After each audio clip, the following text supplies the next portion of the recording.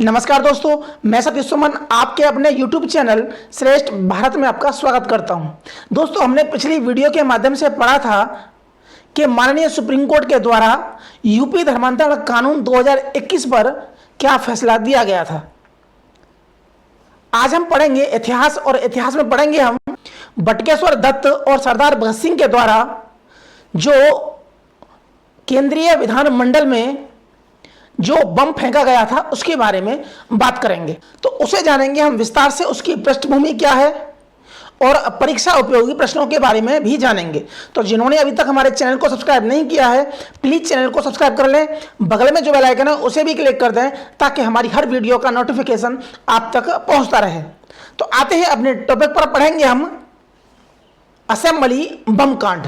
दोस्तों, घटना की तारीख थी 8 अप्रैल 1929 और समय था लगभग 11 बजे से 12:30 के बीच का समय।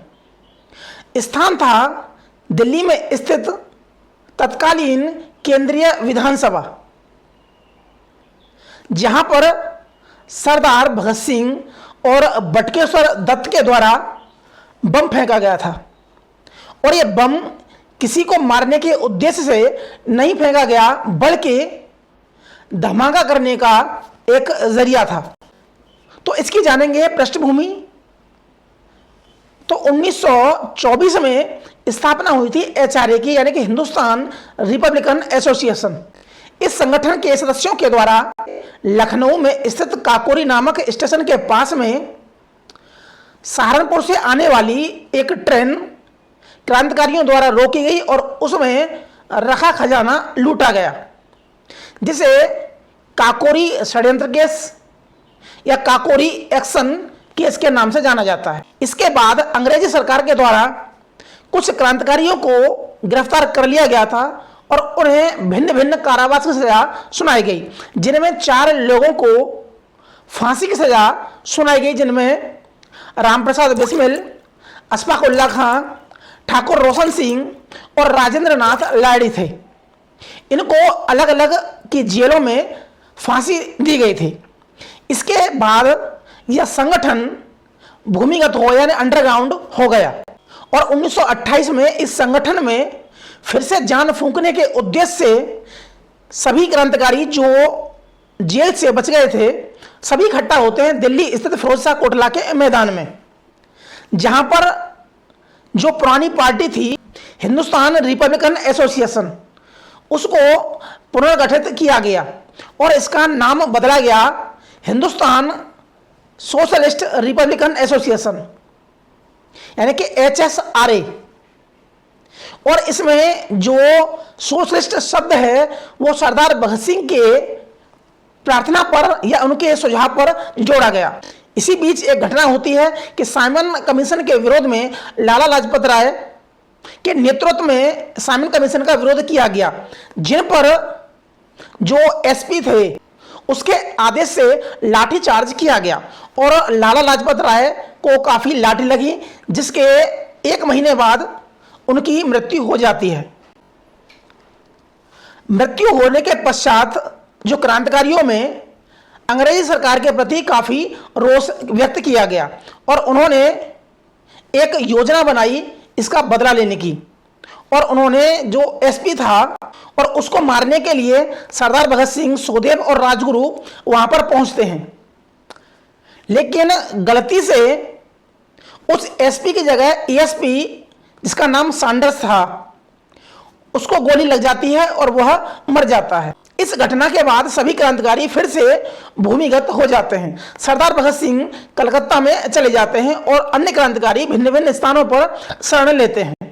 अब दिन आया 8 अप्रैल 1929 का, जिस दिन असेंबली में बम धमाका हुआ। हालांकि उससे पहले यहां पर बम धमाके की योजना बन चुकी थी और 6 अप्रैल यानी कि 2 दिन पहले सरदार भगत सिंह के द्वारा वहां की रैकी की गई, यानी कि दोबारा वहां जाकर देखा गया कि कहां से एंट्री करनी। और इस घटना को अंजाम देने के लिए 2 क्रांतिकारियों को चुना गया। एक थे सरदार भगत सिंह और दूसरे थे बटुकेश्वर दत्त। और दोनों क्रांतिकारी सरदार भगत सिंह और बटुकेश्वर दत्त पहुंच जाते हैं 8 अप्रैल 1929 को केंद्रीय विधानसभा, जहां पर दो बिलों पर चर्चा हो रही थी, पब्लिक सेफ्टी बिल और ट्रेड डिस्प्यूट बिल। और इस सदन की जो अध्यक्षता कर रहे थे वो थे विठल भाई पटेल, जो सरदार पटेल के बड़े भाई थे, यानी कि आज के स्पीकर। और उस सदन में मौजूद थे मोतीलाल नेहरू, मोहम्मद अली जिन्ना। इस सदन में दो बिलों पर चर्चा हो रही थी।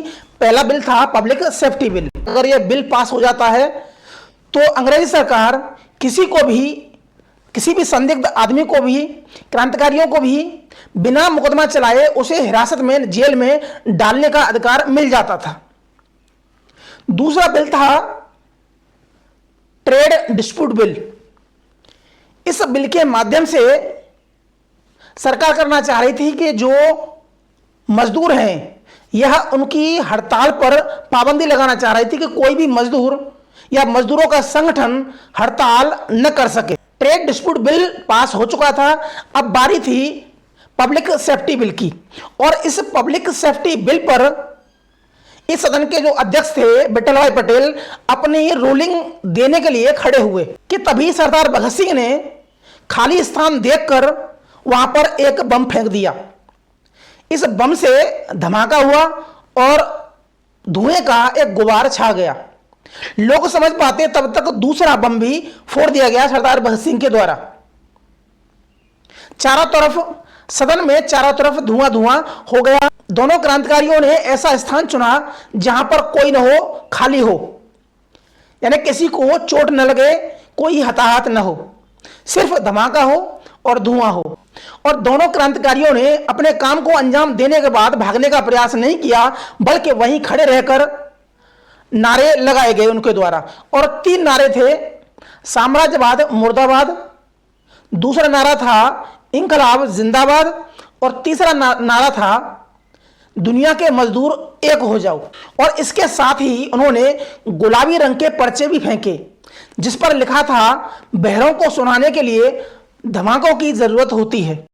और यह जो कोड था, यानी कि बहरों को सुनाने के लिए धमाकों की जरूरत होती है, यह फ्रेंच क्रांतिकारी वेलिया का दिया हुआ एक बयान था।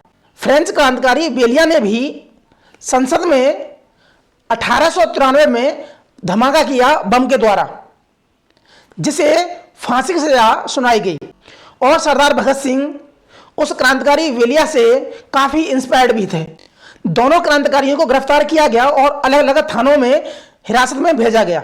सरदार भगत सिंह को दिल्ली के थाना कोतवाली में भेजा गया और बीके दत्त को थाना चांदनी चौक में भेजा गया। और दोनों पर भारतीय दंड संहिता की धारा 307, यानी कि किसी को जान से मारने की कोशिश, और आर्म्स एक्ट, यानी कि अवैध हथियार रखना, इन दोनों धाराओं में मुकदमा पंजीकृत किया गया दोनों के खिलाफ। और दोनों पर मुकदमा चला। क्रांतिकारियों के जो वकील थे वो थे आसफ अली, जबकि सरकारी वकील थे राय बहादुर सूर्यनारायण, और न्यायालय के जज थे additional magistrate PB pool. Bhagat Singh के खिलाफ 11 लोगों ने बयान दिया, जिसमें मुख्य गवाह था सार्जेंट टेरी और दूसरा मुख्य गवाह था सर सोबा सिंह, जो कि लेखक खुशवंत सिंह के पिता थे। सिर्फ सोबा सिंह ने ही अपने बयान में कहा कि हाँ, मैंने भगत सिंह को बम फेंकते हुए देखा है। 4 जून 1929 को यह मुकदमा सेशन जज लियोनार्ड मिडिल टाउन की कोर्ट में ट्रांसफर हुआ और 6 जून को दोनों क्रांतिकारियों ने अपना महत्वपूर्ण और ऐतिहासिक वक्तव्य दिया। 10 जून को यह मुकदमा समाप्त हुआ और निर्णय को सुरक्षित कर लिया गया। और 2 दिन बाद, यानी कि 12 जून को मजिस्ट्रेट द्वारा फैसला सुनाया गया कि दोनों क्रांतिकारियों को धारा 307 और आयुध अधिनियम के तहत दोनों क्रांतिकारियों को आजीवन कारावास, यानी कि 14 साल की सजा सुनाई जाती है। 2 दिन बाद, यानी कि 14 जून को हाईकोर्ट में अपील की गई। हालांकि सरदार भगत सिंह इस अपील के खिलाफ थे, वो अपील नहीं करना चाहते थे। उन्हें पता था कि अंग्रेज सरकार क्या करना चाहती है और क्या करके रहेगी। जब अंग्रेज सरकार उन्हें मारना ही चाहती है, उनको दबाना ही चाहती है, तो फिर अपील करने से क्या फायदा। लेकिन घर वालों की कहने पर, वकील के कहने पर उन्होंने हाईकोर्ट में अपील, और 13 जनवरी 1930 को हाईकोर्ट के द्वारा फैसला सुनाया गया। और फैसला वही था जो पूर्व में मजिस्ट्रेट के द्वारा सुनाया गया था कि दोनों को आजीवन कारावास। और इस कारावास के तहत बटुकेश्वर दत्त को अंडमान निकोबार के सेल्वर जेल में इन्हें काला पानी भेज दिया गया, जबकि भगत सिंह को लाहौर में शिफ्ट कर दिया, जहां 10 जुलाई 1930 को पुराने केस लाहौर षड्यंत्र केस का ट्रायल शुरू हुआ, जिसके द्वारा सरदार भगत सिंह, सुखदेव और राजगुरु ने एएसपी सैंडर्स की गोली मारकर हत्या की थी। वह केस खुल गया क्योंकि इससे पहले अन्य क्रांतिकारी को गिरफ्तार कर लिया गया था, जहां पर उनका नाम आया और लाहौर में उनका ट्रायल शुरू हुआ लाहौर षड्यंत्र केस के नाम से।